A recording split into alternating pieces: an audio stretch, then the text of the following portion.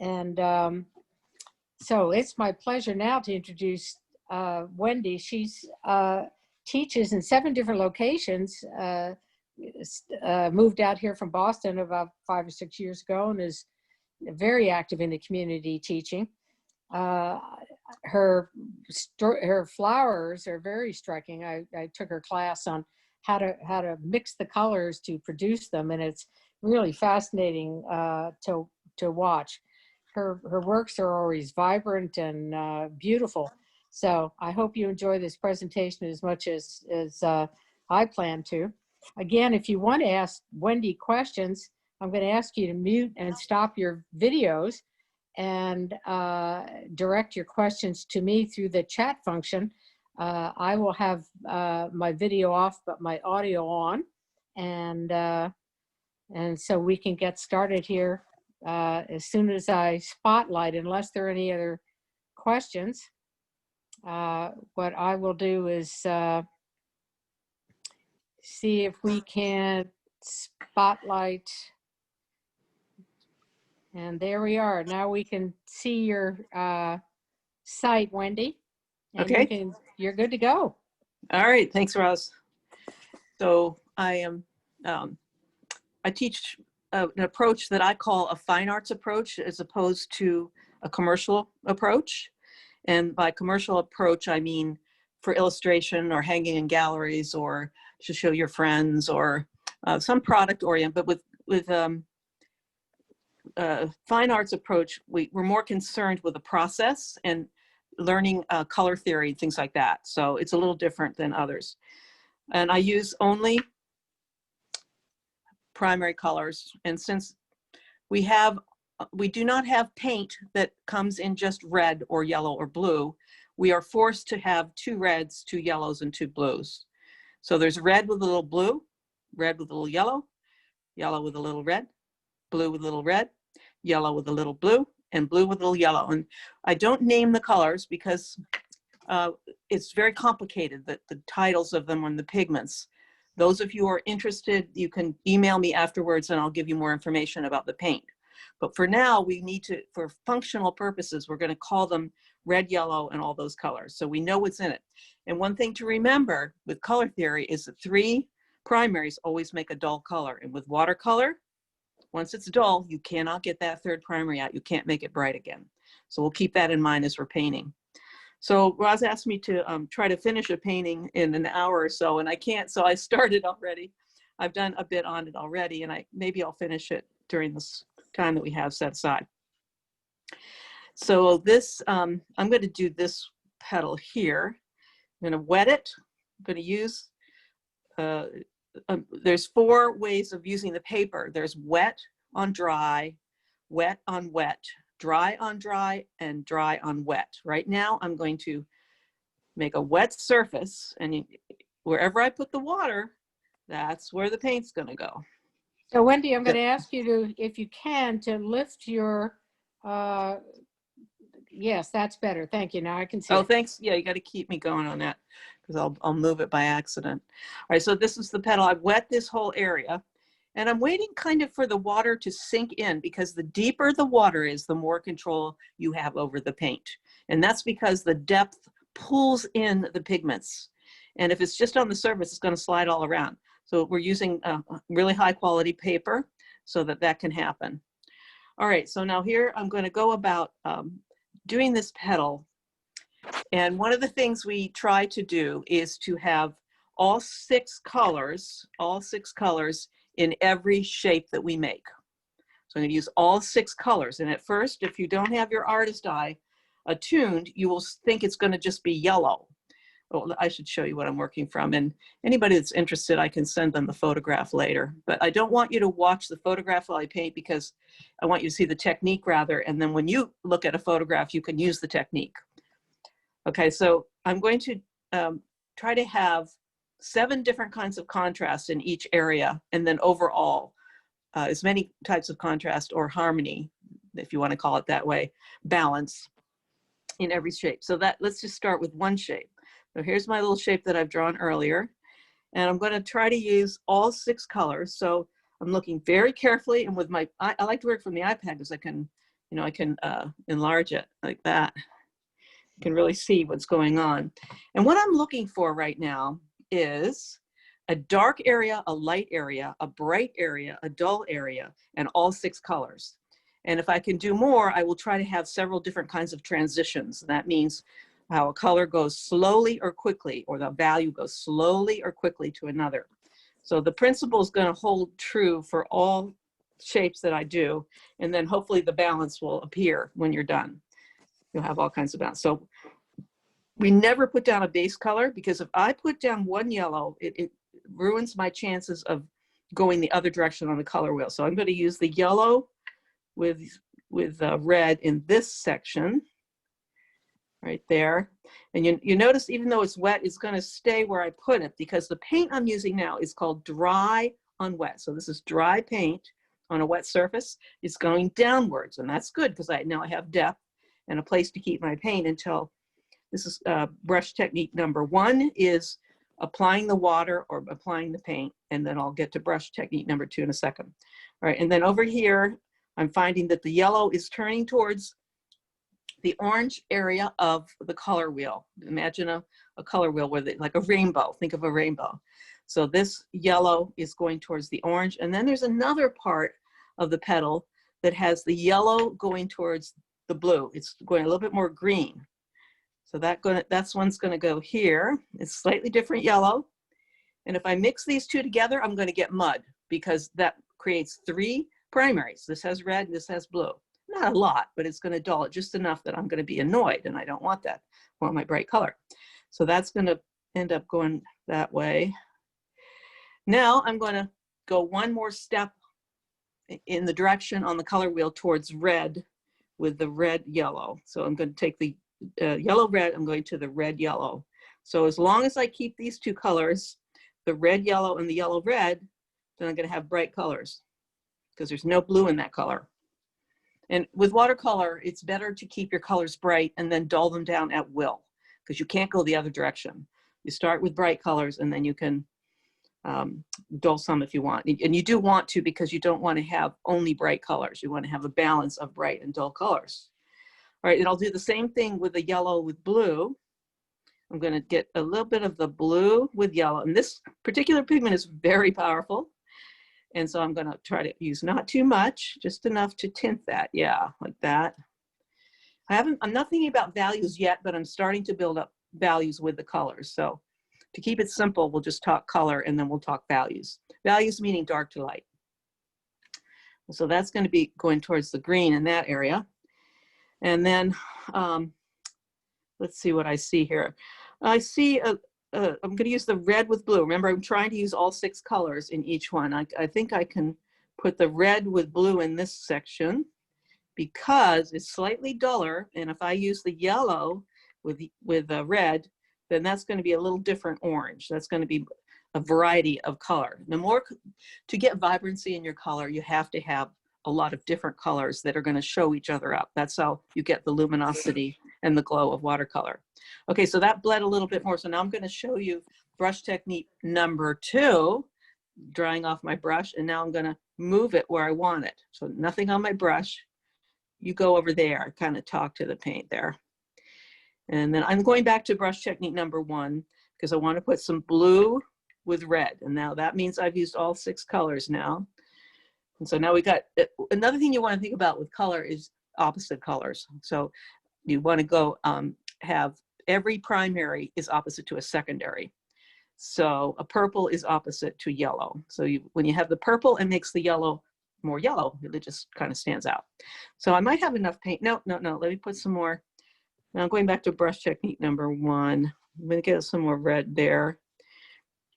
I'm going to use both reds. It doesn't matter if it's a little duller there, because this is going to be my dull area. And then some blue. And I don't want to overmix. I never mix my colors on the palette. Always mix them on the paper. You get much more luminosity that way. And then now I'm going to brush technique number 2. So I'm going to move that over there a little bit, wiping off some of it. And don't mix the colors up, because then you get no glow. Then it's always one color. So when you first look at something with your left brain, if you look at this and you say, oh, it's all yellow, And that's a quick way of looking at it, but a fine artist will look for the variety of colors, and that's what our job is. So now I'm going to go back to, I haven't used brush technique number 3, there's 3. I'm gonna go back to brush technique number 1 and just dump some color there. There, you can go there.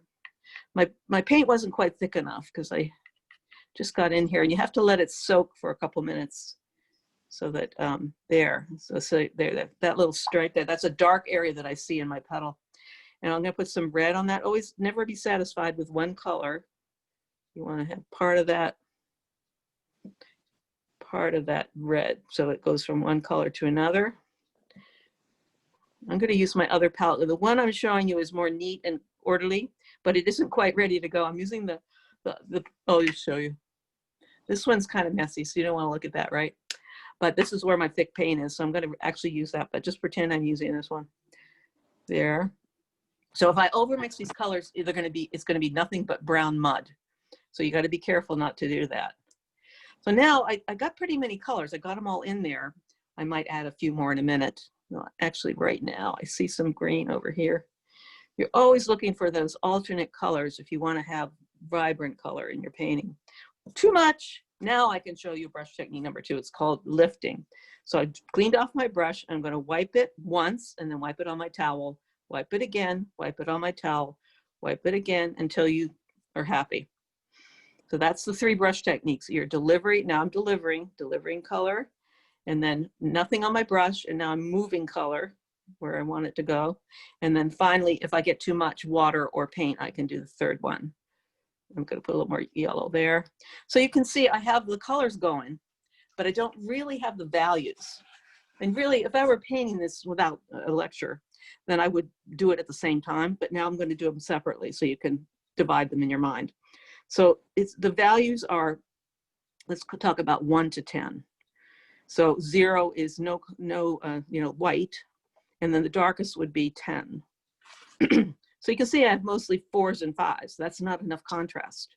So I'm looking back at my little leaf here, and I go, oh, actually it's pretty dark on the edge, so I could get away with a bit more blue. No, I'm going to use that other blue that's ready to go. Right on the edge could go a bit darker, and that's going to be good because the petal next to it is going to be light, and that'll pop because we'll have the contrast of dark and light. There. And then if I add some red to that, it's going to go pretty dark. A little bit more. So that goes, now we're getting a number 7. If you go 0 is white, we're going up to 7. I'm not quite getting a, and I'm looking at my petal, and I could drag this color. Brush technique number 2, nothing on my brush, just drag it over there. And then now I'm cleaning off my brush technique number 2, because I want this side of the line to go softly, gradually into that area. And this one is a hard side of the line. So you can see I'm looking really carefully at nature. And that's how we get the beauty out of nature. It's not a quick process, but it works. And it's a lot more fun to get yourself deeply involved in the most important part of being an artist, which is looking carefully. That's what it's really all about. All right, I'm going to put some red there. Almost, oh, too much. Quickly clean that up. And just take some of that off because I like that. That's a good bleed.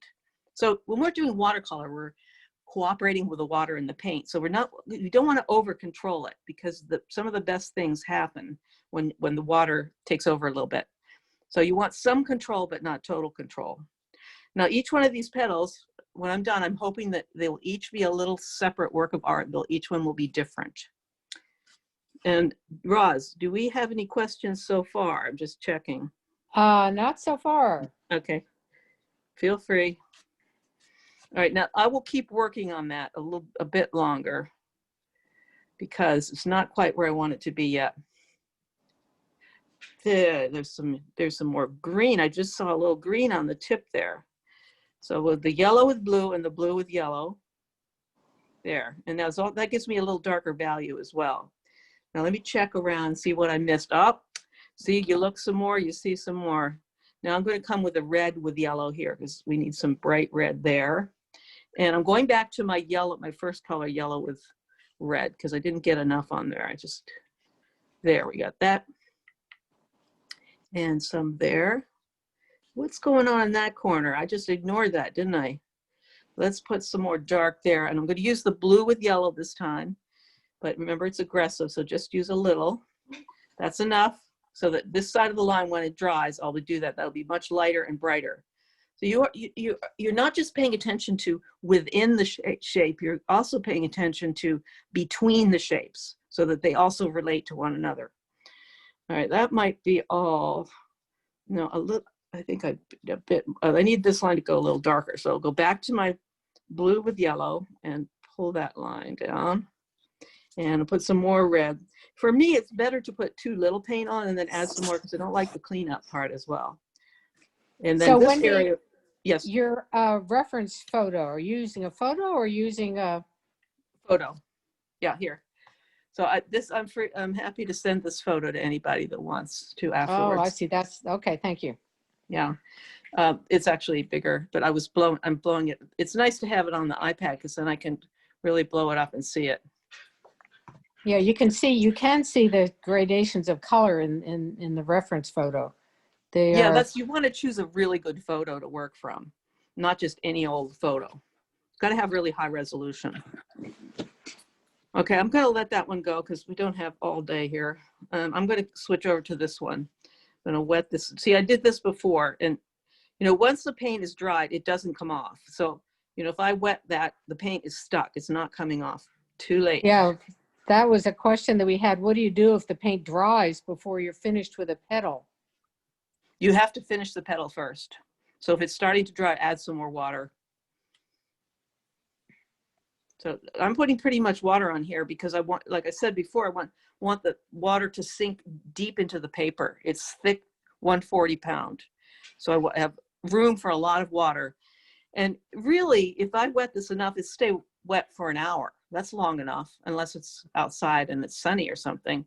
That's going to stay wet for long. This is still wet over here. And this has been 20 minutes or so. So that'll stay wet long enough if you're not afraid to put enough water on there. That's what you need to do.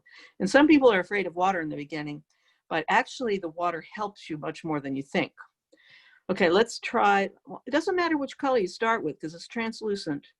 And it's not like we're doing layers. We're not doing layered washes. I don't paint that way. I want the colors to appear in luminosity rather than layers. That's more of an acrylic method. Okay, so let's put this here. No, see, I didn't get it thick enough. Remember I told you I don't like that one. So I'm gonna go back to my thick, gooey paint that's really like it comes out of the tube. It's much easier to work with. So that way it'll stay where I put it until I tell it where I want it to go. Let me try that with the other red. Another good trick is to change colors every time you go into your palette. That way you won't get stuck with one color and have boring monochromatic paintings. So this is the other red. Put it next to that one. And this one, actually, you don't expect it, but I see sort of a blue area of this petal. It's a greenish blue. I'm going to go with the blue with yellow, but this time I am going to water it down a bit because it's so aggressive and I want a lighter color. So I'll put that there. Too much, I'll take some off. And I'm going to push this color a bit beyond where it seems to be in the photo for the purposes of what I'm trying to do is to bring the color more to life.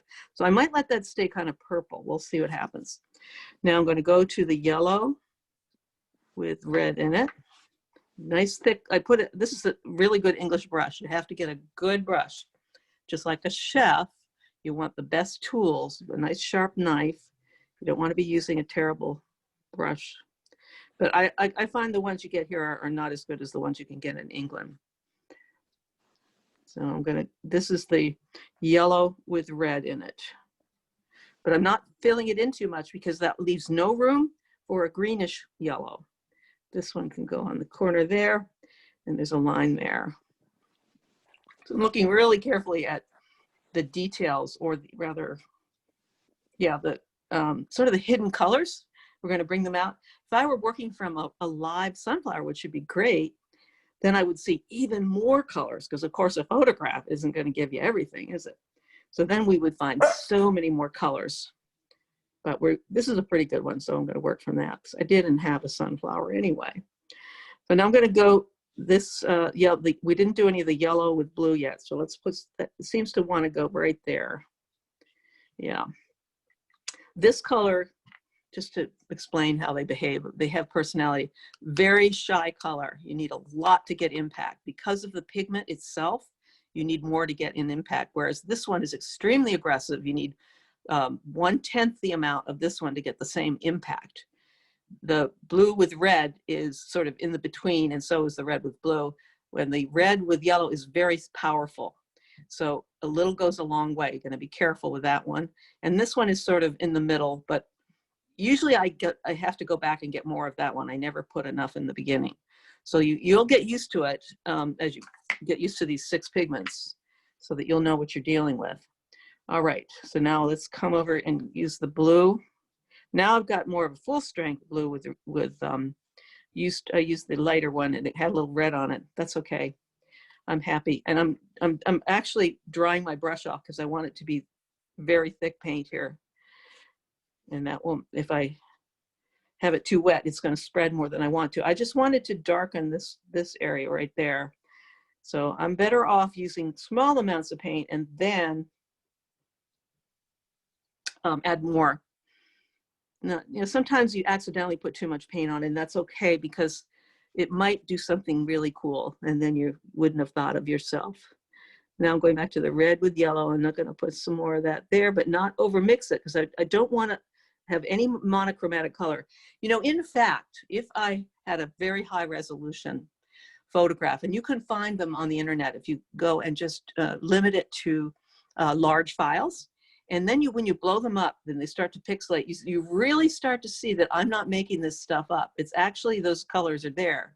And if you get to the pixelation stage, you'll find a red dot and a purple dot. You'll find all kinds of stuff that isn't as visible when it's not blown up. So it's just, to kind of prove to you that these are colors that are actually there. So it doesn't hurt to look for them. So now I'm going to the yellow with red and put some on top there. Oh, there's luminosity. When you get luminosity, leave it alone. Don't bother it.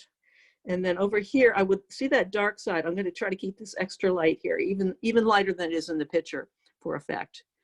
And then it will, cleaning off the brush, nothing on the brush, just spreading that little bit of yellow out. So it's almost white here. You want to leave more white in a watercolor than you really think is there in the beginning, because then you'll have the full range from 0 to 10. And it's something you can fix. If it doesn't work out for you, then you can add more color. But if you fill in all the light areas and make them too dark, then you're going to get only 4, 5, 6, and 7 values, and that will be flat. So it won't be 3-dimensional. So see, I'm changing it to blue there. That's what I'm seeing. And if you don't have a brush this good where you have a tiny tip, and by the way, this is a number 7. I would never paint with anything smaller. So you do not switch to a tiny brush just to do tiny things. Use just one brush and then use it in a couple of different ways so that you learn how to control your brush. So there's a little bit of that. And make sure it's a good one, because this one will do everything that you want it to. It'll keep a nice sharp point. But a tiny brush, if I've switched to a tiny brush, it doesn't hold any paint. And so then you're switching back and forth and you lose the rhythm of working on your painting. You want to sort of have a symbiosis with you and the paint. And of course, normally when I'm painting, I don't talk. It's just something I had to develop as a teacher, to talk while I paint. You really want to keep in your right brain when you are painting, because right brain is your art brain. And if you're in your left brain, you can talk. But when you're in your right brain, you cannot talk. You have no sense of time. Like I just glanced at the clock. I didn't know if 5 minutes went by or half an hour. I wouldn't know. Ross will have to tell me. Because I'm in my right brain. And that's where you want to be. Okay, now that I stopped looking for a second, I'm going back. I got a fresh look at this. I got my dark value there. But I'll teach you one little trick. I'm going to just put a little bit more red there. Not quite thick enough. Red. There. And there's one more trick you can use. You can use a pencil, or I just use my fingernail, and I'm digging a hole in the paper, like there. So what happens then is I'm actually forming an indentation in the paper and the paint falls into it. And that would be different from making a hard line there because the two sides of that line are soft. So that's a good, you can't undo it. It's the paper gets formed and you can't undo it. It's permanently that way. Okay, that was an accident, but maybe I'll go with it. Just make that work. So that's going to, suddenly it turns red here. What should we do next? Let's get some green, because green is the opposite of red. If you get some green in there, it's going to make the red shine. And the opposite of orange is blue. So if you can pull in that, you want it, you can do it with the, you know, the colors on the side too. It'll help bring it up. So there's some green. And then that's enough of that. Let me get a big glob of the yellow with blue and make a real green there. And now I'm cleaning off my brush and moving the color to where I want it. Just move it over there. So now we have pretty good range of color here. But that is way too much of that blob there. That's boring. So we're gonna fix it. I'm going back for information to my actual photo. And I think what I can do here is intensify the orange on the edge. That'll help. And then there's a line going down here. That'll help get rid of this, too much of that one color. Going back to the yellow with red, and my paint might be more ready to go. Oh, there we go. So orange. So that's more coming to life. So that's a bright color. That's a dull color. When you have a bright color next to a dull color, what happens? Then the bright color looks brighter and the dull color looks duller. And if you know Joseph Albers, who's the sort of the godfather of color theory, he does a whole book of showing you how to make one color look like another color just by what you put next to it. Maybe you've seen some of these things on the internet, like the strawberry and the dress and the shoes, where they say, what color is this? And it's not really a trick, it's because of the way they put colors next to each other. All right, so now that could be lighter here. I'm taking some of this off. And you see, if you're worried the paper dried, and it didn't dry, it was quite ready. I'm gonna put more different color there. So I'm gonna clean that section off. So that cuts down on too much of that purple there. And I wanna go green over that, see if I can manage it. If I get enough of this off, and don't hit it twice like that, hit it once and then wipe it. Now, I said I wanted to go slightly green there. So let me start with the yellow with blue, because it's already got a little green in it. There we go. Yellow's the opposite of purple. So maybe I won't add some blue. It's enough to have that pure yellow, slightly green with that blue that's more towards a purple. All right, and then over here, nothing's happening there, is it? Oh, I'm looking at the petal I already did, and it's supposed to be the light one. So I'm going to go darker here so that this light one will show up. Contrast, again, a different kind of contrast. So I want to keep this light, but on the edge, I want to get a little darker. So I'll just start with the yellow with blue first. Just see if I can get a little more on there that slightly darkens it. But I'm going to have to go to another color. I think I'll go with the blue with the red here. And not much. That's enough. Step one, now I'm just going to move it where I want it. I want this edge to be darker than that petal behind there, so that that will seem lighter. Because I want the sun to shine through this one. Now, I didn't do such a good job on this. I might come back and redo that one. But at least I got to get this part done. And then it's darker. So then you get brave and you go, how dark do I dare to go? I'll go pretty dark. Is that too much? Well, I could take it off. I think it's not too much. You got to be brave. It's just a painting, right? Don't have to worry too much. Okay, now over here, what happened was I want a really light edge so it pops out of the dark background. So that I'm going to keep that light, but to make the edge look even lighter, I'll put something dark on this side. I just do a tiny bit of red there, and then that edge will look a bit lighter. Now, before I move on to another petal, and you can see, Roz, I'm not going to finish this today, but I will finish it, and it will still be up for auction. I will finish it later today or tomorrow, and it'll be ready to mail to whoever wants it. Yeah, right. But time really does fly when you're painting. It's amazing. I don't know why I thought I could do all this, and I can't do that, but I will finish the painting, so don't worry. Okay. I don't want to paint fast because then it gives people the wrong idea. You shouldn't paint fast. You should paint beautifully. All right, I want to talk about this area for a minute,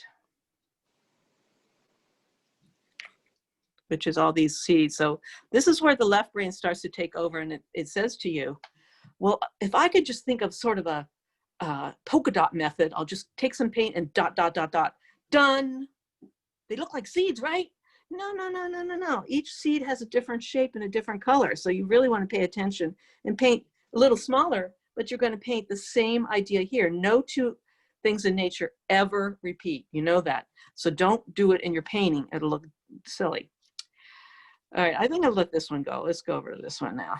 This is taking too long for the demo. All right, so that I've done before, and I don't have to worry about that bleeding because it's very dry. So see how much water it beads up. Got a lot of water on here. Fill that in. I'm trying to make it even, and it's just sort of sinking gently down. And if I were not doing a demo, I'd let it sit and then add some more water in the actual painting, but can't quite do that here. Just smoothing it out. Okay, so this one's got a lot of light area, and I really want that to show up. So let me start with the yellow with blue. And then this is going to be all you get there. You're going to be almost a 0, but you're going to be a #1 value. And then right here too, don't fill in because I'm going to put a different color in between those. Not too much. Now, if I can keep myself from putting another color on there, that'll stay nice and bright. And later, I'll probably paint the background more carefully there because I want this area is going to be a very light area. I won't do it today. All right, so now this was wet down here, and let's start with the blue with yellow. There, get that nice and dark. I'm now quickly going to step #2 and just dragging some of that color into that line, that vein thing, because that was plenty of paint. I just dumped plenty of paint there, but I think I need another color there, so I'll go with the red with yellow. There, and don't mix them together because you want both colors to show, and they're slowly mixing anyway with the water. Let me look what I'm doing here. Okay, there. And now let's go to the yellow with red. And let me see what's on the other side of that line. Yeah, it's going to be lighter and brighter than this one. So we have that contrast, see? Dull and bright. They bring each other to life if you have contrasts. Contrast is sort of the #1 thing you want to have as your tool in a painting. Is there ever a time, Wendy, where you'll use, you know, if you're using yellow, red, yellow, blue, and is there ever a time where you use the opposite without creating mud, or is it? As long as you get the 3 primers, it's going to be muddy, and you can't unmuddy it. Okay. So say that again. I'm not sure I got So when that, you're using like a yellow, blue, or if you're putting down yellow, then the next color, and it's a yellow with blue, then the blue you're going to use is a blue with yellow, right? You start that way, and if it's too bright for you, just add a little red. Then you can add a little red. Okay. But then you get to choose. The other way you can't choose is muddy, and you can't unmuddy it. Right. So if you're going to use a yellow, you're either going to use a yellow red or a yellow blue with it. You don't go, you know, with anything that doesn't have a yellow in it. Oh, you could. You could. Okay. It depends on what color you're after. Remember, there's 7 million colors. So right. We're not going to learn how to make one color. We'll never make it again. Each time you make a color, it's going to be a new color. And we should look at it that way. Now, colors have 3 dimensions to them. And there, one dimension is what's the hue? Like, where does it fall on the color wheel? And that's where you get started. And then there's a second dimension, which is the value. So you have, when you're trying to match a color, like I'm trying to match these colors, you're going to estimate how dark or light it is, and where does it start on the color wheel. And then the third dimension, and not all colors have 3 dimensions. The third dimension is how much of the third primary is there. So a 2-dimensional color only has 2 colors in it. So in other words, if I mix these 2 together, that's going to be a 2-dimensional color. There's no blue in that. It'll be bright. And these 2 are buddies too. RB, BR, BY, YB. So you're safe using those as buddy colors, but as soon as you add the third primary, you know, you're going to get a duller color. And we don't hate duller colors. We just want to control them. Okay. So then I said I was going to try to keep this really light. So I'm going to emphasize the darkness, even though it's like a 6. I'm going to make it like a 7. And by 6 or 7, I'm talking about the values from 0 to 10. You could spread them out more, but 10's enough. Okay, so now if I go a little darker and duller, it's another thing I got to play with, then this is going to look really bright when I'm done. Oh, and then I'm just feeling very much like I didn't put enough on there. See how shy that color is? Can barely see it. And I can put pretty much on, it still stays a low value because of the pigment. All right, it doesn't matter which one I start with. Let's start with a red, because I'm going to use all 3. It's going to be duller, and darker. Let's just use this blue. So I'm not worried about matching colors right now because it's going to be a dull color anyway. But don't overmix it. I want the red to show. Every color should be luminous. And then how about the other blue on this side? That'd be fun. Yeah.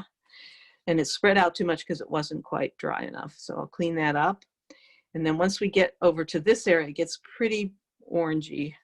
So I'll start with a bright orange, and then if I think it's too bright orange is red, yellow, yellow, red, then I will tone it down. And it'll tone down a little bit anyway. That's the natural side of watercolor. This is going to bleed in there, but I'm leaving enough space for that to be pretty dark. And then on the edge, because this petal over there is going to be darker, I'm going to just make that a little bit darker, and I'm putting some red there.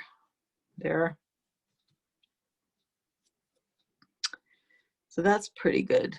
So that was accidental. You're always looking for these happy accidents. But see, this is not good, is it?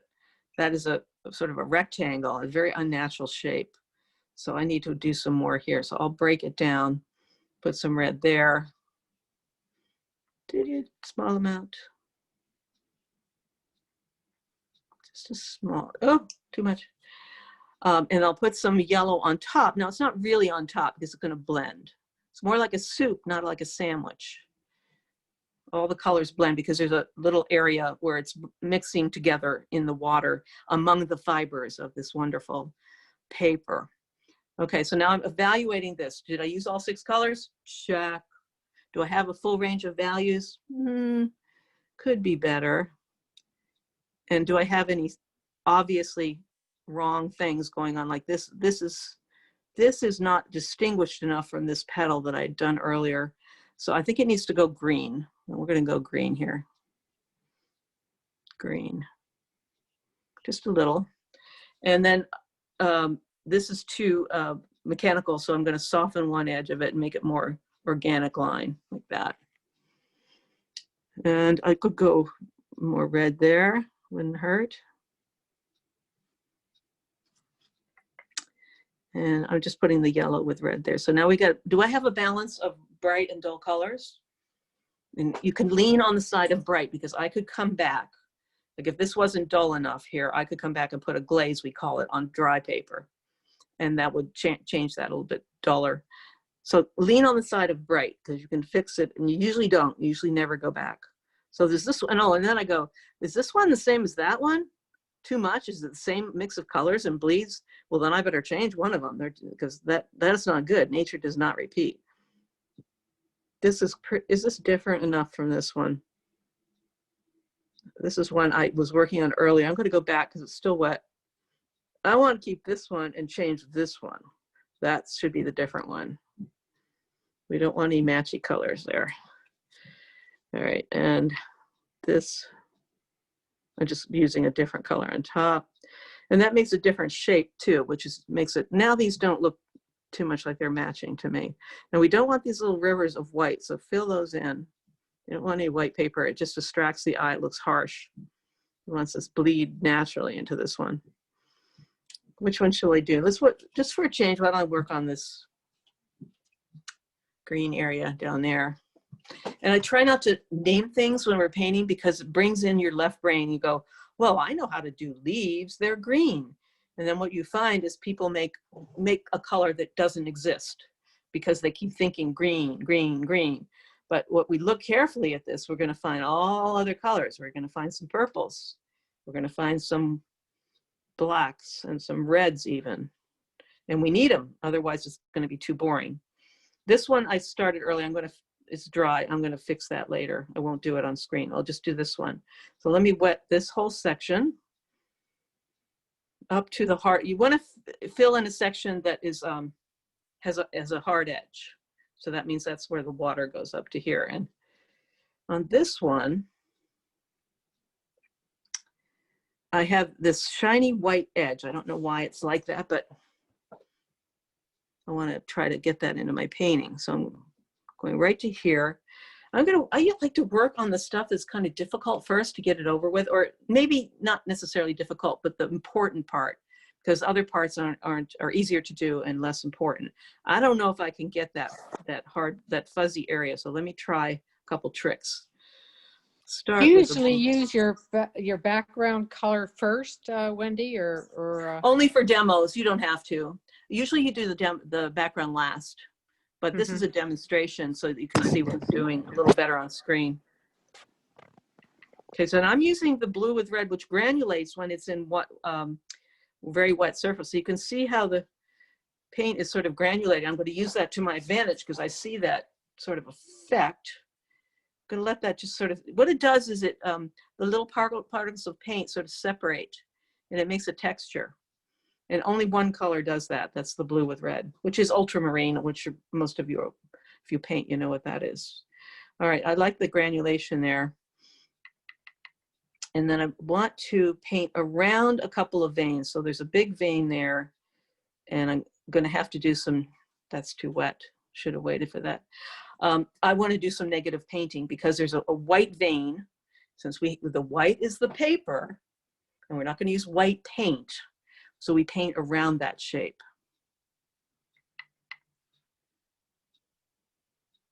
So there's a white vein there, and I'm going pretty far away from it because it's going to go inwards to that white vein. And if it, if it doesn't make it, so you can come back and take some off there. And then down here, I now have a big blob of blue with red in it. And I'm going to keep switching blues so I don't get too much of the same color. And I have some on my brush, so then I'll dump it over here. I'm going to be going around another line. But if I get too close, it'll fill in. I'm taking some off there because it's much lighter on the edge. Okay, so I got plenty of blue and a tiny bit of red from the blue paint. Now let's go and use some yellow. Now this particular blue, green is closer to blue, so I got to be careful not to add too much yellow. So why don't I start with a yellow, because I can't get it out later. It's hard to get it out. So I don't go too bright green there. It's leaning in terms of hue towards, yeah, a little bit. That's the yellow with blue. And this has got red, so it's slightly dull. But where's my bright now? Because the first thing I see is the fact that it's a pretty dull color. Just getting some water. Blah, blah, blah. Talking too much. Then it's a pretty dull color, then you get overwhelmed by that. So I'm going to try to find a place for a brighter green within this shape. So I'm looking around, and I'm saying, where's the bright green? It's mostly dull. Okay, you can be the bright green. So I'm exaggerating a bit there for contrast. And I'm not making it up. It's there. Just didn't notice it that much because the main color was sort of that. Okay. And now I've not used very much yellow or red.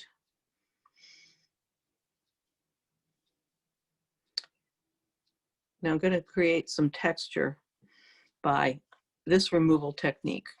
Now some people like to take a rag and then push on there, But what happens is all the little fibers crush and it traps the paint. Instead, I'm going to use my brush to get some texture because it's much more gentle. This little edge is what I was working on. So I'm going to let it bleed into that edge, and then I'm going to put some darker color so that the edge is that light color. So I've got to make sure my paint is thick here.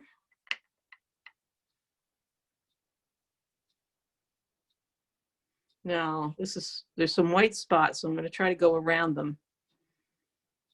Leave plenty of white because it's easy to fill that in, and then it's hard to get it off. Okay, that was too much of one color, so but I switched to the blue with the other blue. Now, how about some red? Not a lot of red, but I'm going to use some red to dull this color and darken this color here. Doesn't matter which because it's a dull color. Either red will do.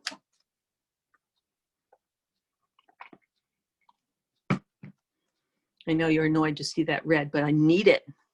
Now, if I put the blue with yellow on top, it's going to go towards really dark, and that's more blue now. And let's put some yellow for fun here. So you have all three colors playing around with each other. So see that is exaggerating of color a bit. And you can, if it's too much, you can fix it. Like I could rub those things together, but then I wouldn't get this glow. And by glow or luminosity, I mean you see all the colors. And that represents light better. So let's drag some of this along here. I'm switching, just randomly switching colors because I need them all. There's a nice different green. So now we got a dull and a bright green next to each other. That's cool. And then over here, boring. Let's get some, I'll go with the yellow with, that really dulls it down. And there, see, there's bad connection between these two. You go jump, you got to have a more gradual connection, gradual bleed from one to the other. Is it worth doing all this detail work? Yes, you're gonna have much better painting. I mean, I could paint a sunflower in half an hour, but it would be horrible. It wouldn't be beautiful, and I wouldn't do that. Unless maybe I'm doing it for my grandchildren. They don't want to wait around for this fine art kind of thing. They're not interested in that at that age. They're 6 and 8. Now this area is drying up a bit. I don't think I wet that. I'm just going to leave that because that's a light area. So I haven't quite achieved this idea I want here of the white edge. So I'm going to have to go back, put some more paint. That wasn't thick enough.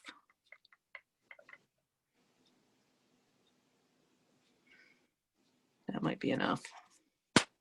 Now, nothing on my brush. I'm just moving it around. That looks too many spots the same shape, so I'm going to interrupt some, put some yellow here.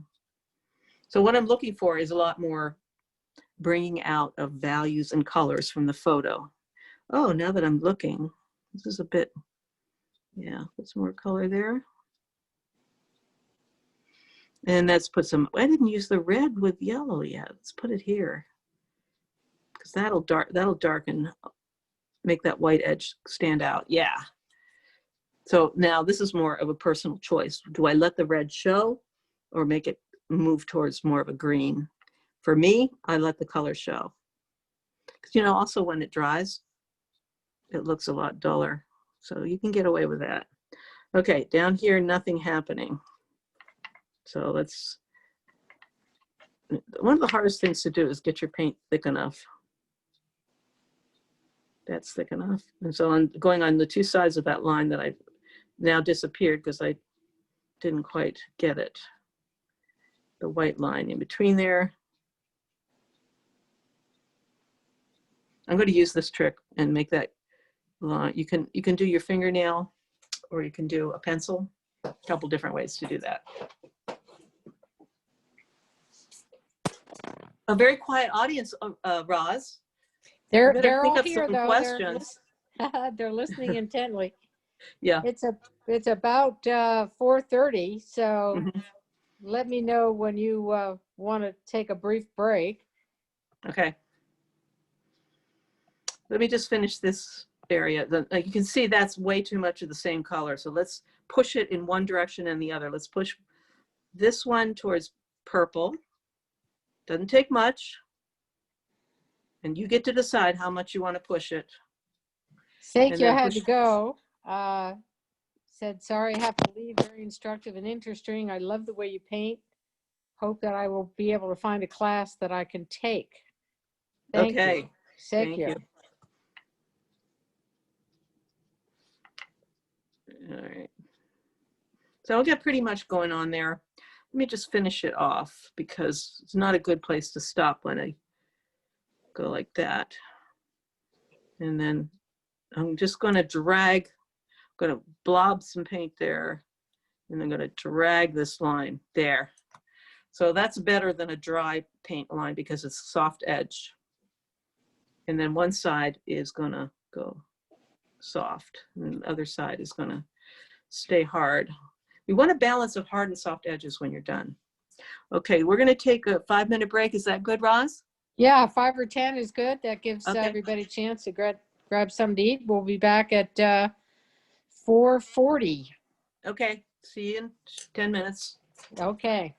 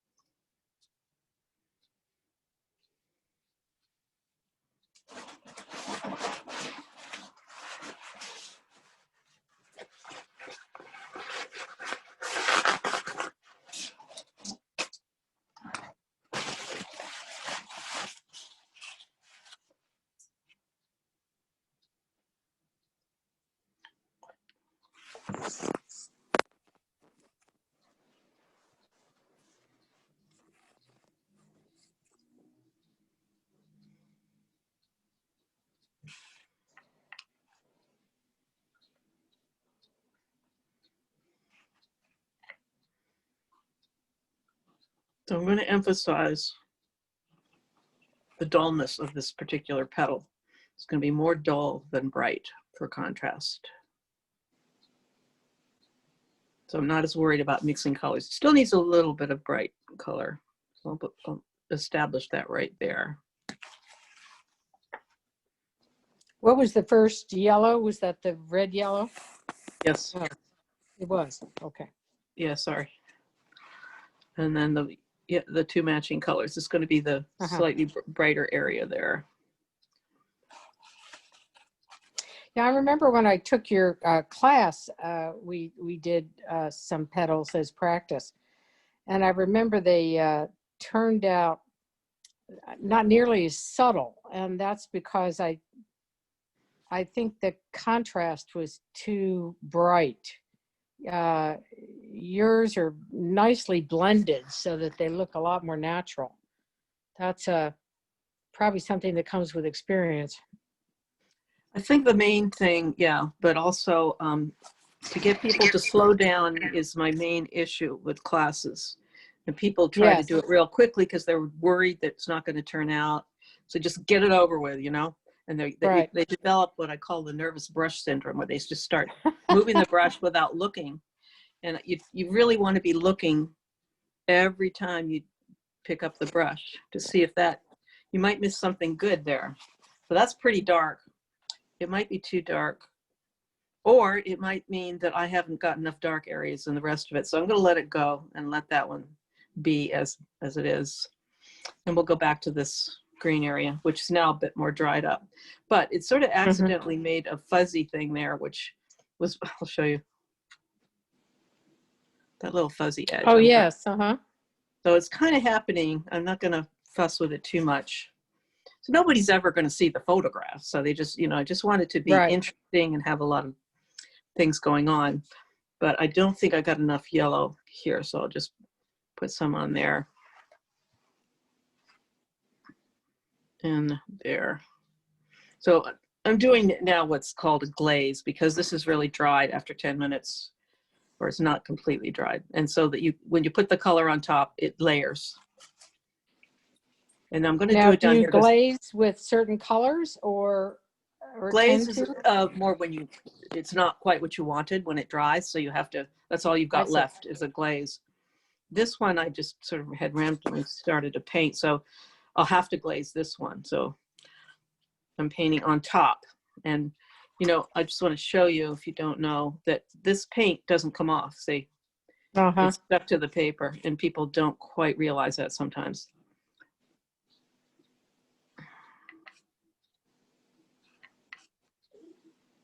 It's 140, you said, or? 140 cold press, yeah. I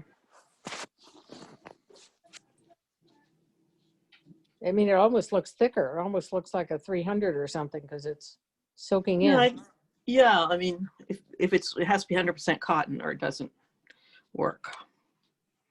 And a lot of the watercolor paper that's sold is not watercolor paper. It's just fake watercolor paper. What brand do you use? Are there? Arches. There's other brands, but you get used to a brand. I wouldn't recommend switching a brand when you're still learning, because it's so different when you have a Strathmore or some other brand. But Arches most people use Arches all the time. It's really the best. So now this area has pretty good color to color, but it doesn't have enough dark. So this side of this line is going to go dark. Needs a bit more red here, more blue.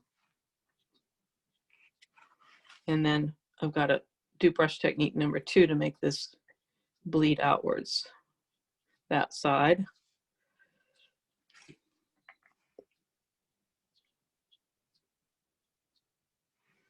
Yeah, that's pretty good. And that's back to the yellow. Keep switching colors. Yellow. So I'm really looking for the luminosity above everything else, and then the checklist of, do I have bright and dull colors in that section or not? Yes. No, I really don't have a bright color, do I? Let's try to fix this one to make it slightly bright there. There's a little bit of bright green for contrast. So I'm going to let that dry because I don't want to do this one right now.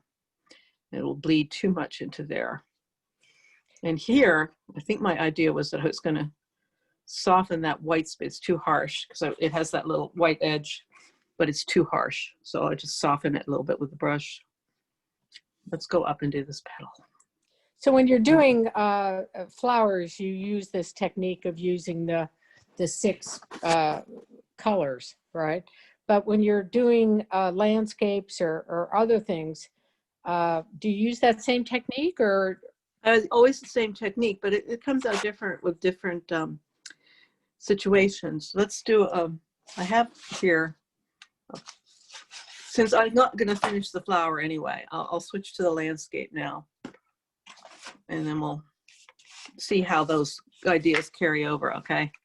Okay. You asked about it.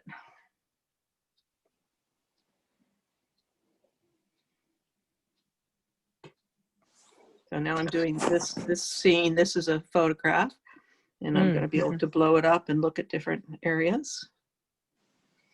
And I had done a little bit earlier. So let's do the sky area. Now, one thing to remember about a sky is that it never has a hard line. Skies never have a hard line. So I'm going to wet the whole area. Edges of clouds are always soft. I'm trying to evenly wet it. So in other words, Roz, earlier we just did one petal because that was bound by a hard edge. But this is the same like the petal, but it's not, it's a bigger shape. So the hard edge doesn't appear except here at the horizon and the edge of the paper. Right. Everything else is going to be about, if you can drop it about 1 inch toward the bottom, there you go. Thank you. Yeah. Thanks. Okay. Now I can see how wet it is too. Yeah, it's very wet. So now I'll go back to my 6 colors again. So there's no reason to not use the 6 colors. The only reason would be if you think it would be quicker and you're just going to use any old green, I'll just grab a green off the shelf. And then you never learn color theory. You don't know how to control your colors. Okay, so now we're going to do a little wet on wet, a little dry on wet. So let's start with this blue here. So I like that bleeding happening in my sky. That was wet on wet. And letting it go a bit. Now I'm going to use the yellow with blue, watered down a bit. And because the yellow is contained in a lot of the colors, I'm not worrying about the edge too much because that's in the other color. And that might be enough of that color. And then I'll use a thick version of the red on blue because there's a big one here. See how, even though it's quite wet, it stays where I put it because it's deeply wet. And the paint is thick. So that way I can get the deepness and make space for other colors to go in here too, but still get my soft edge. And I'm going to use the blue with red here. Just a little bit. Oh, yeah. And then down here, that went too far, so I'll just clean that up. Here we've got some, we're going to use the blue with yellow, but I'm going to water it down so it's wet on wet. And that's a little bit more. I'm so scared of that blue. That's got to be a phthalo blue. Yeah, you know that color. It's scary, but you need it. Yeah, it's beautiful. Yeah, we love it. But it's got to be really careful not to use it too much of it because then you have to clean it off and it's a bit staining.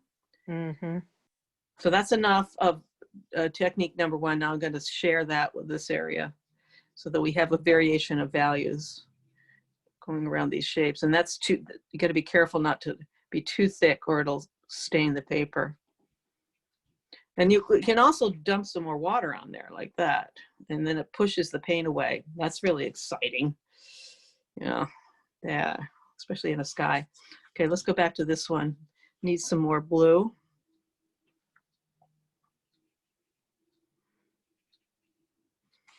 Even more. And then that's too much. I'm going to take some of that off, clean it up. And so then you might have something happen that you don't see in the photograph. And then you can decide if you want to change it because it's better. That's a good color. I'm going to leave that one. This one needs a little blending and a bit more blue, I think, and some yellow. Because this is a very, very muddy color there.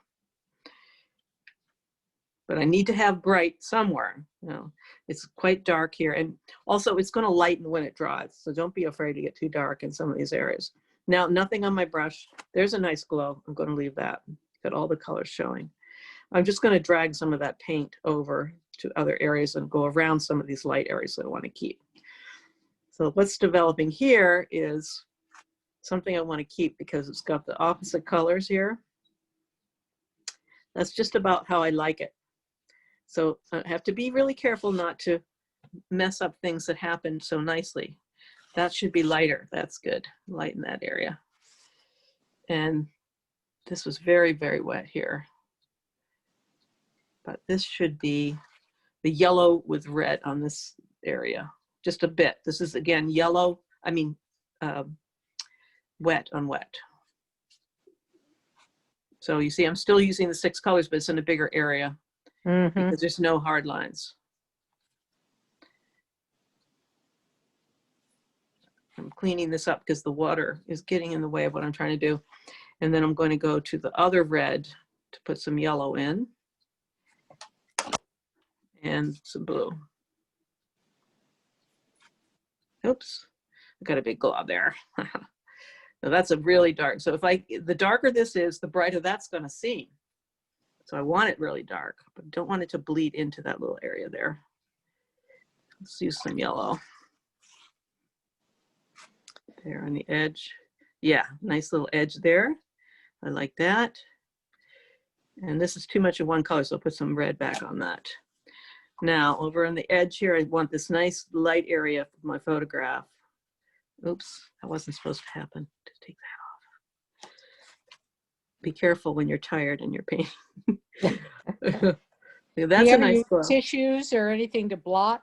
Do you ever use? No, you never want to press the paper because then you actually trap the color in there. You always use your brush to clean it.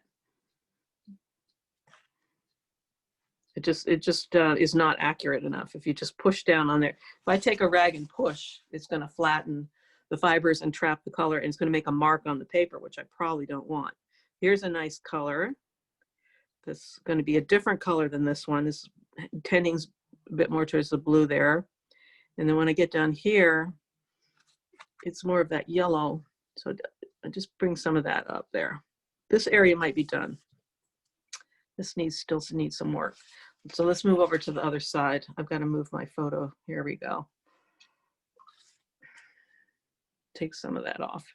It's just the wrong color. It's dark enough. So maybe I'll fix it now. I'll put some there. It's really dark on the bottom. I want some of that red to show, but I want a severe break from dark to light here, because this is very light there. That might work. I'll get back to that. Well, it's more important to get edges than colors. So if you can get the edges done, then you can usually correct the color. Edges are more tricky to get the exact, like you want, that's too hard. You want a variety of edges. You don't want like a cloud with just a line around it, right? Okay, and then this is disappearing because I was so careful with that blue.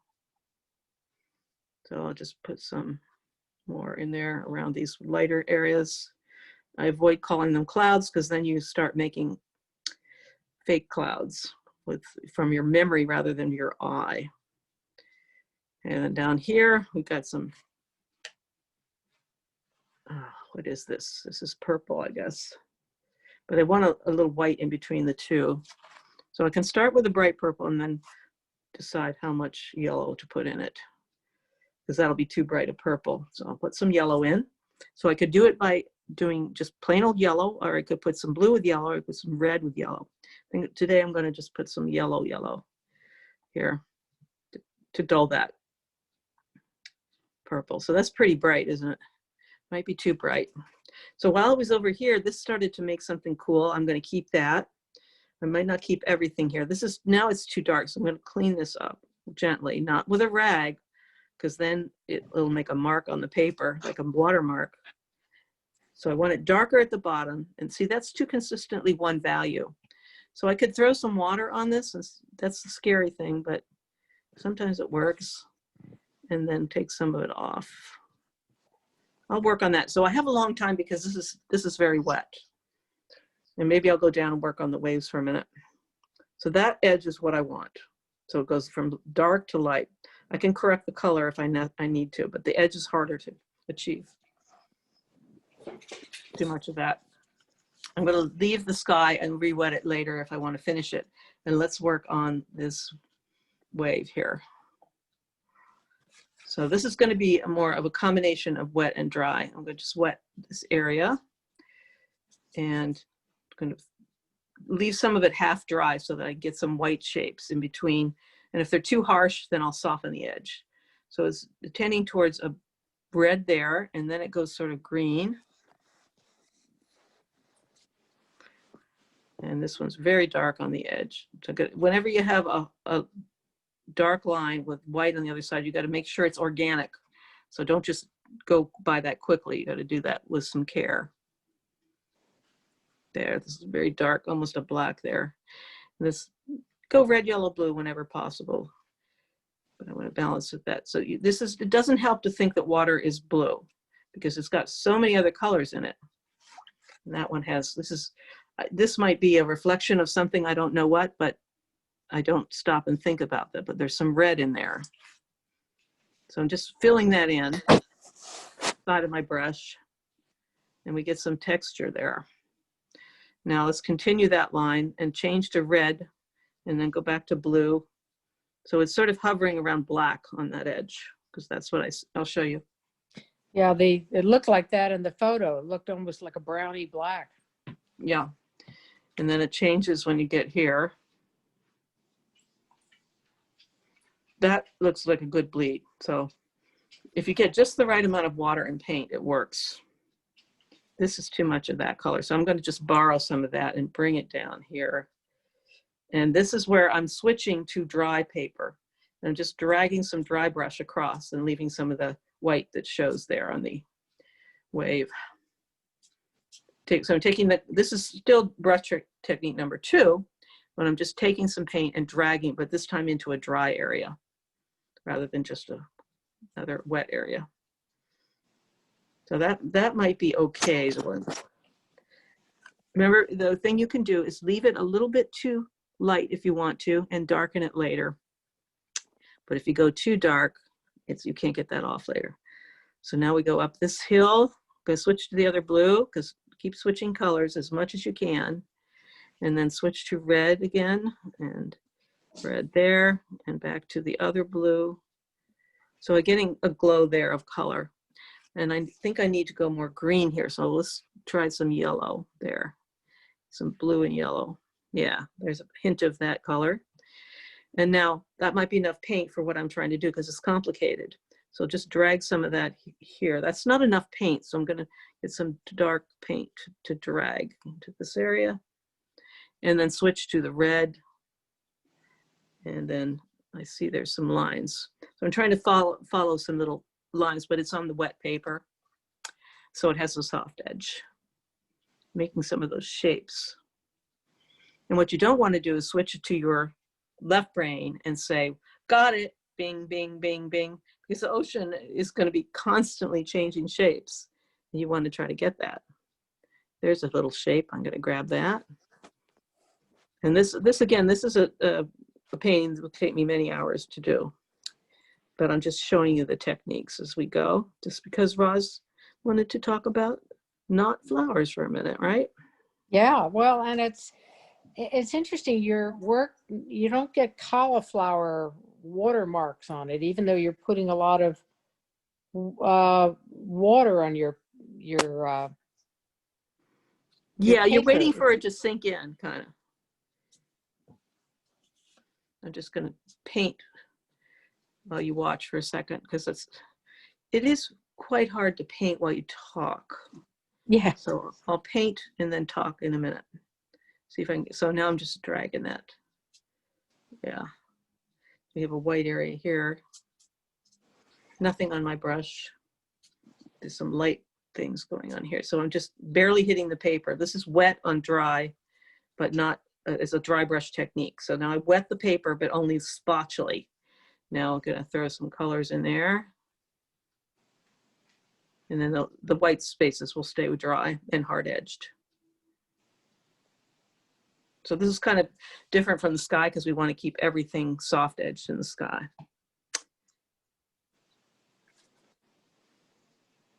If you can pull your paper down just a little bit, we can see the sky. Oh, there you go. Yeah. So this is not when I would normally stop. If I weren't doing, I would finish the sky. But I wanted to show you something different down here. Let's do a whole nother section. This time I'm going to use almost a dry on wet method for this dark area, but it's just wet enough to sink into the paper. Because if you go too dry, then it sits on the surface and becomes opaque. So I want a lot of texture there. Now add some more colors to it, because like I said, it's harder to get the edge than it is to get the color. And I can tint it any color I want. Now, nothing on my brush, just pulling the color out. Hope that's on the camera. Yes, it is. Yeah, it's on camera. Okay, so now one thing I'm thinking about is the different textures throughout this painting. So this one is all soft edged. And this, when we get up here, it's going to be something different. And then this one in the foreground has more hard edge and darker. So there's like layers, and I want to show the differences in each one of them for the sake of the painting. Let's just do that horizon now. Is that really wet? Don't want this to bleed into the sky, but I want it to be not too hard of a line. So I'm going to start with the blue with yellow. So it's just bleeding slightly, which I want. And I'll use the red with blue. So it's darker and also duller. And now moving downwards, switch colors. And now I'm switching to that technique that was down here, but I'm not going to do quite as much as big spaces, smaller spaces. And what I'm going to do with this one is another technique, which is once it starts to dry a little bit, then I'm going to wet it and then soften some of those edges. That's a good technique for this area. That's yellow. And I'll go over here. See, that was probably too wet to do this. But you'll notice that the horizon is not completely hard edged. So just don't get it too hard. I'm layering some colors there, and there's the white edge here. Nothing on my brush. Just pulling some of the color in there. Because there's white there, but I don't want to leave too much white there. Let's pull some of that over. This is fun, getting the colors. So, see, that was really not good, because the sky wasn't dry. I wouldn't have done that if I'd been thinking more clearly, but I can fix it later if I want to keep the painting, which usually demos don't end up being paintings because I'm trying to show so many techniques too quickly. If you wanted to fix it, though, you would lift it, right? Is you just lift the color? No, this one I'm probably going to let this dry and then redo the line. I Just see. bring it up. That's the best solution for that. But you never know, because I might decide to keep it because of the colors there. There's some things you got to fix right away because it's just a disaster, and others you can wait and see what happens. So is this dry enough for me to do what I was saying? Yeah, I'm going to just, no, it's not. When that dries slightly more, then I'll wet it and you'll see the hard, I mean, the dry edge, but it also will be, it will be softer. You thought that was dark. It wasn't dark enough. I'm going to do it again here. That edge has got to be super dark. Ah, now drag some of that here and do the dry brush technique underneath. Try not to get the brush too active, because the dramatic part of this photo for me is this dark versus this light here. And then again here, which I already didn't do so well, but could have done better. I can fix it later. So I was going to do, we have a little bit of time left. We've got about, 25 minutes. Okay. Just going to try another thing here, just for variety. This is part of what we're going to do on my workshop, which is Cityscape.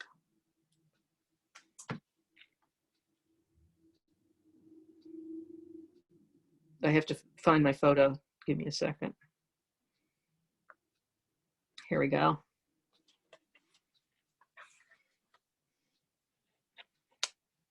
So that wasn't supposed to happen. Get that off really quick. That was an accident. And this time I am using this gently. All right. This was a layered wash here, where you take wet, maybe I'll do it again here.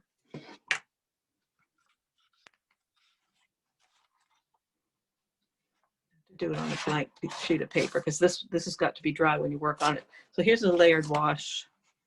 See what you do, these are paints I prepared and made them very wet. And then you hold it at a 45-degree angle, so it just sort of falls down the paper. You can start with any color. I'll start with this color. It's very watered down and very well mixed, so it's nice and smooth. And what you want is a bead of water on the edge, so that it's darker on the edge, because otherwise you're going to get stripes in your sky. So now I can do another stripe of the same color. Keep that bead. That's why you have it at the 45-degree angle. Or you can start switching to another color. So I can switch to this blue. And you pick up that bead and you go further. You take Drop it down just a little bit. Yeah, just make sure you keep that bead active though. And now I could switch to a red. It goes gradually. So it's first it mixes with a color, and then make sure you don't get rid of the bead. And then you can pull it down with the next color. Now I'm only using the red, and gradually it's going to change color here. I'm just using water now, and then I could switch to the other red. And then I can switch to, so it's gradually getting more yellow.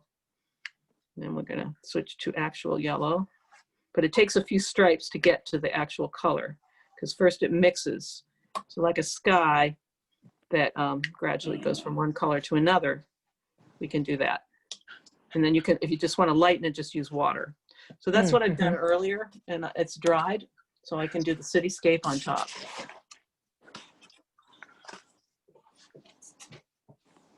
I'm putting away the washes now.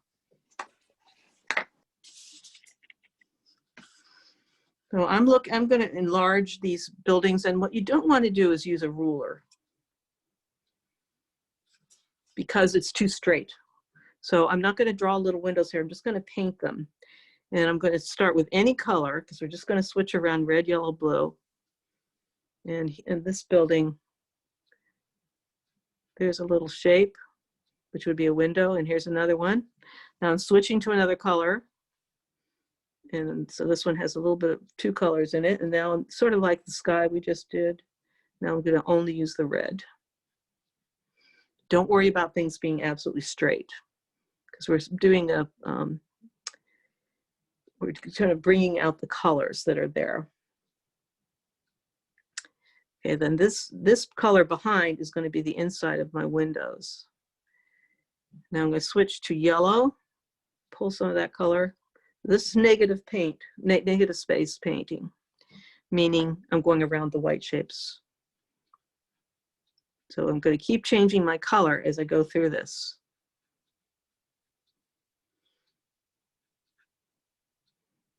Okay, do we have any people still watching? Should we keep going? Yes, of course we do. I think believe I'm they're going all to go. still awake. I'm still awake. I was just more or less for Roz to show you other things that we do the same way, even though it's completely different subject. Skyline is totally different than a seascape. And I'm going to go back and do a little bit more on the flower. That's interesting, though. You can see how you could, you know, use those same techniques in whether what you're painting. It requires you to think a lot about what you're doing as you do it, though. It does. So it's an absorbing process if you're doing it correctly. So you will get lost in it, and that's what you want to get lost in it. Okay, let's do a few more petals. Let's do this big one here. I just need a clean rag because I'm starting to wipe on my dirty rag, and that means I'm picking up paint that I don't want.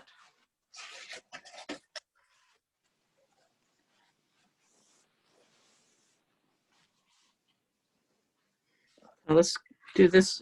And one thing to think about is you want to look at how things appear rather than what you think they are. So I don't know if these two petals are part of the same one, but visually I don't see a hard line. So I don't pay attention to what it really is, which is actual. I'm paying only attention to perceptual, what it looks like to me. So let's do this side here. And now I'm going to start with the yellow with red, nice and thick. Big little glob on the end there. And this time it goes here and here and some there. I might come back for more in a minute. Let's divide the yellows in half. So we have some going towards green and some going towards orange. This one's going to go towards green. And this here, and I'm leaving some white space because I'm not sure if I want to go to a completely different color that's not orange in those spaces for contrast. Now let's go with a red there. It's a nice glow. That was too wet. See, I should have waited for that to dry, but sometimes it works out for you. Okay, so now we have a transition from light to dark here, and I'm going to leave that because we got a lot of colors in there that I like that. I'm using the other red here and the blue. Let that bleed in. Nothing on my brush, just a bit of blending, bit of dragging. So that we have three colors going together, but not overmixed because it just turns brown, doesn't it? Mm-hmm. Okay, and then over here, that is going to be the dull side. So the duller this is, the brighter the thing on the other side is. I'm wetting, I forgot to wet this side. Leaving that little white line for now, because I might want to keep that. Now a different orange, a different yellow on this side. So we have both yellows. Now accenting with the next color on the color wheel for the red direction, blend it in. There, I'll keep that little red piece there, that's good. And then the blue, the yellow blue, I'm going to put the blue yellow. That's the next color on the color wheel that makes it a bright color. And so that will go a bright green. That, it's so much, so aggressive. But if I spread it out, it'll probably be good. And something's on my brush here, so I'll just drag something. Yeah, a little touch of green there. So what's missing? I've used all 6 colors, but this is a bit boring. I think what I'd like to see is some dark on the edge there. And I'm trying not to imitate what I did earlier. I want to try to do it differently every time.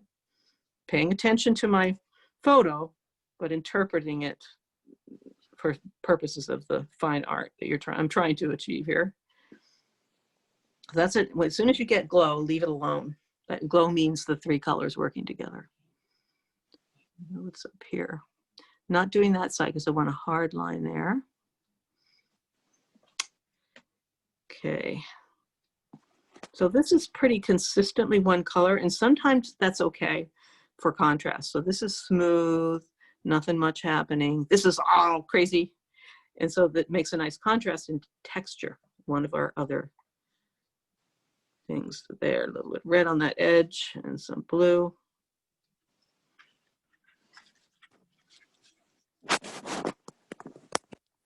Gonna work on the seeds for a minute.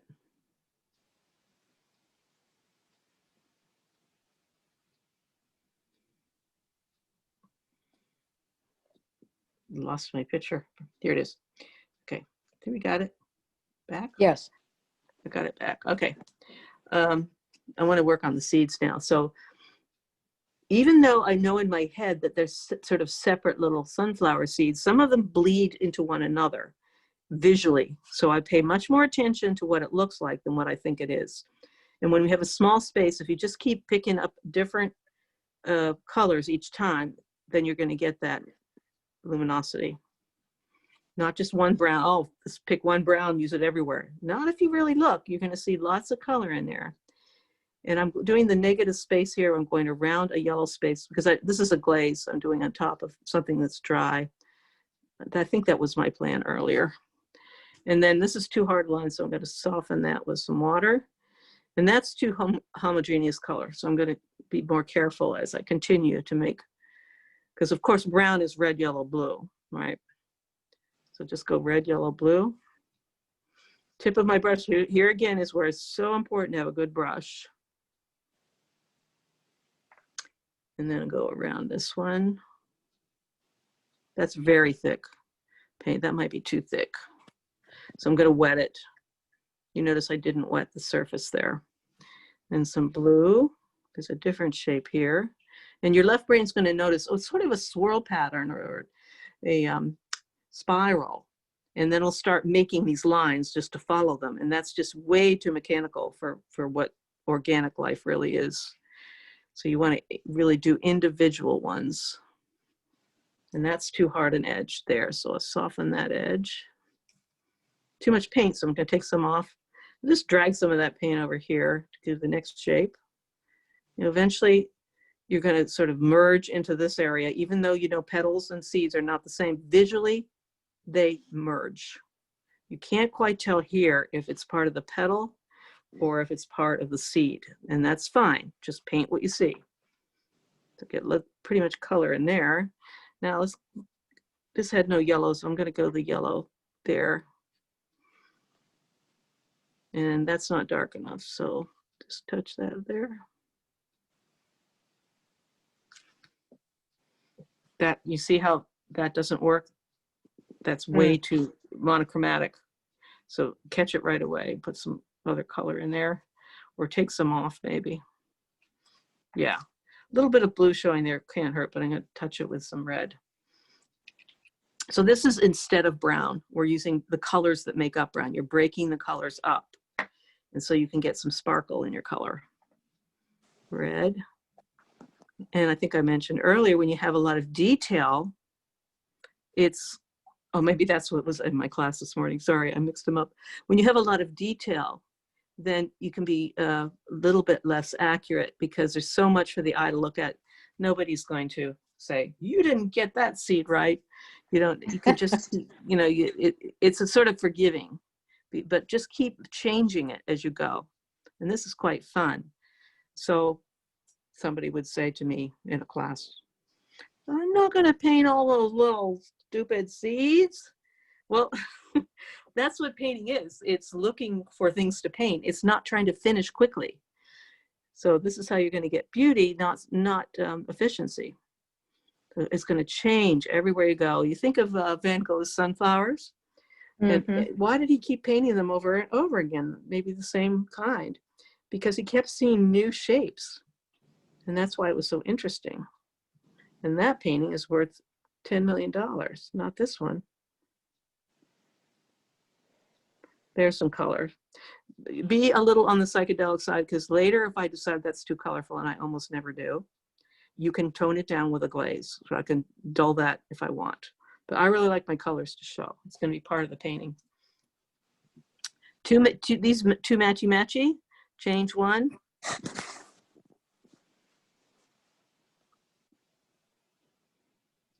I just had something on my brush, and I'm just going to continue because I'm going to do red, yellow, blue anyway.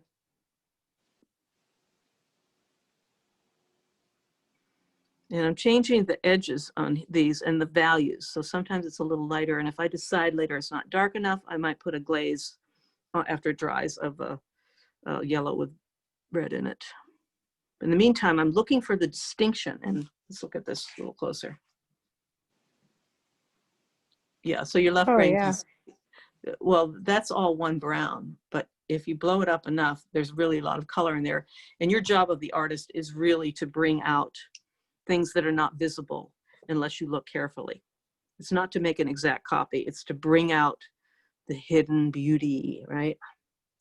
So I'm going to do some, this is a fun area to work on because you can keep changing your style and it will work every time. So that one's going to bleed into the petal there. And that could be a lot of fun.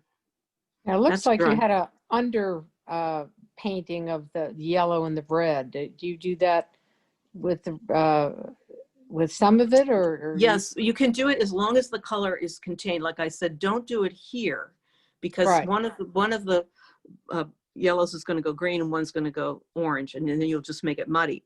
But because this is all more or less muddy colors, I had put down a undercoating, not even toned. I'm putting some different colors in the undercoat that I'm going to work on top, and I'll do it with a wet. So I'm just using thin layer of color, because normally I might wait for that to dry, but I wanted to show you that you don't make it one color. You make it slightly different colors to bring some more dimension to that. So what happens if I try to do these edges while it's still wet? Well, if you keep the paint super wet, super dry, thick like it comes out of the tube, then you can probably do some of it. And then when it dries, you can do a little bit more. So then we get even more differentiation. See how that's another way of doing them. And you're not supposed to be thinking of one way to do it and then repeat it and repeat it.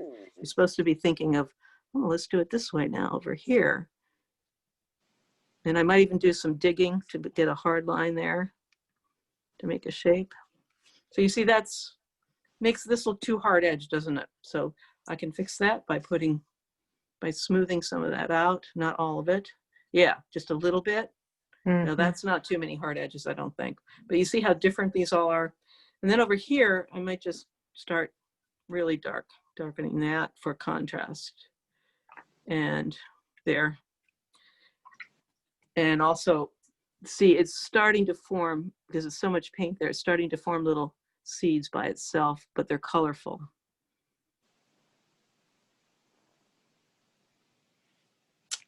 And I might do a removal here. I like that red one. That's good. Take some off or use some indentation, all kinds of techniques. You can have pretty much of a playground in some area like this, so you get lots of cool stuff going on. And if it's too, you can fix it. If it's too detailed, you can just smooth it out. Just don't do it entirely. Like this might be too hard edge. So that was done earlier. I'll just put a little glaze on that. But I want to keep my glow. So let's put some yellow back there. So you can put the yellow on top, but it's a bit opaque. You can have some opaque painting. Mostly your watercolors should be translucent. That means that it's not sitting on the surface of the paper. But you can have a little bit for contrast. So I'm starting to see some good stuff going on in here because it's so different. I don't like that. I'm going to dig that into there, make some little spots. Now I'm just removing some paint with my fingernail to make some texture. Does that look fun? I think it is. It does. As long as you don't keep thinking about, am I a good artist? Does this look like a sunflower? You can be like a child, like Picasso said. We're all, as artists, we're all trying to come back to that childlike state and just have fun with the looking and the finding of different colors and shapes. And now there is a lot of variety going on there. If it's too much, smooth it out, but I think I might keep that for this painting. There, that was another way to do it, see? So how does this connect to here? I'm gonna just wet it this time. Oops, not with blue paint though. I'm going to wet that area slightly. This is not deeply wet. This is just enough to not get too hard of edges. And then I'm going to use very thick paint on a slightly wet surface like that. Keep switching colors. Don't repeat your brush stroke. Stop and look at the seeds and see if you can make that happen in a couple of different ways. Red now. That's a big blob of red paint, but it'll probably sink in. There's a nice little shape with a soft edge. Now I was talking about how do I connect from here to here. I'm going to use yellow paint, I think, to connect this to this. There. See, there's a lot going on in that little space. I like that. So we were talking earlier about contrast of texture. And so this is quite textured. This is quite textured in terms of lots of different colors and values. So what you want to do as we're finishing up is now, if you did all your detail work, then maybe some of your petals are going to be less complicated. So let's do a less complicated just for the fact, that's my dirty water. Sorry, I didn't change the water at our break. I'm not pressing, I'm just holding it above the surface and it'll soak up. My paint is a little, my water's a little dirty. It's not good, but I don't have time to change it. So this petal, I'm going to emphasize the fact that it's simple. This one is going to be simple petal so that this one is a nice contrast. So okay, I'm not going to do this much fancy stuff here. We have just about 5 minutes. The time has really flown. All right. So this is going to be less complicated. I'm going to use the other yellow, just slightly green. So not high contrast there of values. Why? Because the painting is calling for it. The painting wants to have some variety, and it doesn't want to have repeating the same technique over and over again. I want to fill in that line there. I've got some paint on my brush. I'm just using it to fill in some of these spaces. Okay, and then this is sort of bothering me, so I'm going to fix it. That. Was it too dark, or what was the issue? It was just too one color and too hard edge, so it was attracting the eye too much. So I just put a little blue in part of it. And then that edge is too hard for me, so I just soften it by putting a little paint on top slightly. It was bothering me because it was popping out too much. But now it pops out sort of colorfully, and that's okay with me. And then here, these shapes are too much the same, so I'm going to put some yellow on this one. That was too hard edge, so I'm just softening it with some water, just breaking it up a little bit like that. No, I didn't look at the photo to do that. It was just mostly you look at the photo in the beginning 90% of the time, and then now near the end I start to pay more attention to how the painting needs to be finished, and I'll go back and look at the photo if I need some help. So this needs some help here. It needs some lines there. That's on dry paper. I'm going to soften one side of that hard edge because that's too hard. Soften that. So I'm really looking at variety of shapes and how to cut down on repetitive things. Like if I just gone blue, blue, blue, blue, line, line, line, it's not organic. And the photo's not like that. So I'm trying to follow the photo, but then there's a part of my brain that starts to say, oh, I get it. Boom, boom, boom, boom, boom. And then you start to die. The painting starts to die. So you really should paint when sometimes when I paint, when I'm tired, I paint better. And I think it's because I kind of say, well, we're just playing around, and then I notice that, that I'm less worried, And so if I'm a little less worried, sometimes that helps. But usually I want to be at my best when I'm doing a difficult part of the painting, and so that I don't mess it up. Okay, let's leave a couple minutes for questions. Do we have any questions? Great. Anybody didn't ask earlier? Yeah, for those of you, we had a few people that had to go, but they enjoyed it. For those of you who are left, please turn on your video and your audio. And I'm going to ask everybody to unmute to see if you have